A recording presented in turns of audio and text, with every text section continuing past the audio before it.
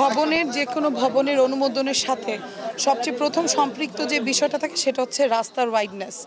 কারণ একটা রাস্তা শুধু বড় করা এটা রাস্তার কিংবা কর্পোরেশনের প্রয়োজনের জন্য না। এই যে আজকে আপনারা নিজেরাই দেখতে পাচ্ছেন যে অনুমোদনহীন ভবন, আজকে এততলা ভবন, যেখানে এই রাস্তাটা দিয়ে একটা ফায়ার ব্রিগেডের গাড়ি ঢুকতে কষ্ট হয়। আল্লাহ না করুক একটা ভয়ঙ্কর কোনো হতাহতের ঘটনা হলে একটা অ্যাম্বুলেন্স, ইমার্জেন্সি অ্যাম্বুলেন্স ঢুকতেও কষ্ট হবে।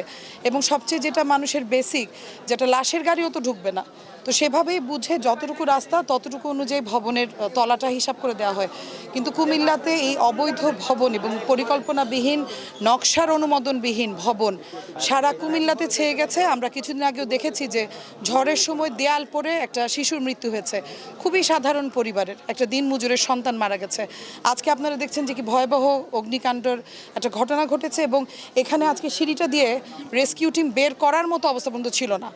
তো এখানে দুটো বিষয়, একটা হচ্ছে প্রথমত তারা গ্যারেজের মধ্যে গোডাউন ভাড়া দিয়েছিল এবং সেই ফোমগুলো জ্বলেই এত বেশি ভয়াবহ অগ্নিকাণ্ডের ব্যাপার ঘটেছে। এবং যারা এখানে ছিল মানুষ, তাদেরকে সব পিছনে বিল্ডিং ভেঙে গ্রিল কেটে অন্য ভবন দিয়ে বের করা হয়েছে।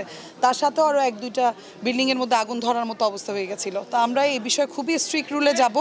আমি বারবার কুমিল্লাবাসীর কাছে অনুরোধ করছি যে আপনাদের জীবনের পুঁজিটা দিয়ে, আপনাদের এত পরিশ্রমে কষ্টে অর্জিত টাকাটা নিয়ে আপনারা যখন একটা ফ্ল্যাট কিনেন, দয়া করে দেখবেন সেটা নকশা অনুমোদন আছে কিনা। আর যদি ডেভেলপাররা আপনাদেরকে মিসগাইড করে কিংবা যে ভবন তৈরি করছে সে মিসগাইড করে, তাহলে অন্তত আমাদের সিটি কর্পোরেশন এই বিষয়ে সাহায্য করবে। আর আবাসিক কোনো ভবনের নিচে গোডাউন ভাড়া হবে না। আমরা আগামী 2 দিনের মধ্যে কুমিল্লাতে এই ব্যাপারে সম্পূর্ণ তদন্ত করে আমরা স্ট্রিক্ট অ্যাকশনে যাব। স্ট্রিক্ট মানে কঠিনভাবে স্ট্রিক্ট অ্যাকশনে যাব। ধন্যবাদ।